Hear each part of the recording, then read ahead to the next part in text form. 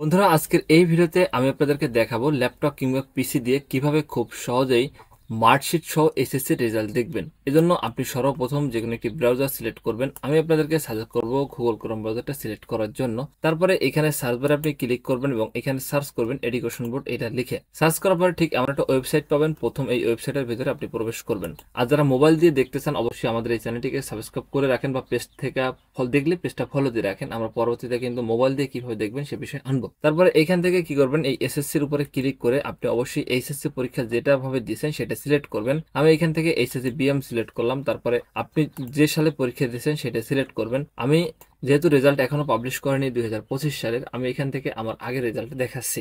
Same process কিন্তু আপনারও। তারপরে এখান থেকে আপনার বোর্ডটা অটোমেটিক সিলেক্ট হয়ে যাবে। যদি না হয় আপনি আপনার বোর্ডটা এখানে ক্লিক করে ঠিক মতো দিয়ে নেবেন। তারপরে এখানে আপনি আপনার রোলটা দিবেন এবং নিচে আপনার রেজিস্ট্রেশন নম্বরটা আপনি দিয়ে নেবেন। তারপরে এখানে একটা যোগফল আসছে 8+9, হয়তো 17 হবে। যদি আপনাদের অন্য আসবে, আপনাদের কিন্তু আমাদের মধ্যে সেম আসবে না, অন্যটা আসবে, অবশ্যই এটা দেবেন আপনারা। তারপরে এই যে সাবমিট অপশন রয়েছে এখানে ক্লিক করবেন। হ্যাঁ, এখানে ক্লিক করলে ঠিক আপনার নাম, আপনার পিতার নাম, আপনার মাতার নাম সহ আপনি কি পেয়েছেন, কোন সাবজেক্টে কত পেয়েছেন সবকিছু কিন্তু এখান থেকে আপনি খুব সহজেই দেখতে পারবেন। আর এটা চাইলে আপনি কিন্তু কম্পিউটার দোকান থেকে প্রিন্টও করে নিতে পারবেন। এখানে আপনার প্রিন্ট অপশনও রয়েছে। তো আজকের ভিডিওটা আপনার কেমন লাগলো অবশ্যই কিন্তু আমাদেরকে জানাবেন। দেখেন এখানে কিন্তু খুব সহজে আপনি সবকিছু দেখে নিতে পারবেন এবং প্রিন্টও করতে পারবেন।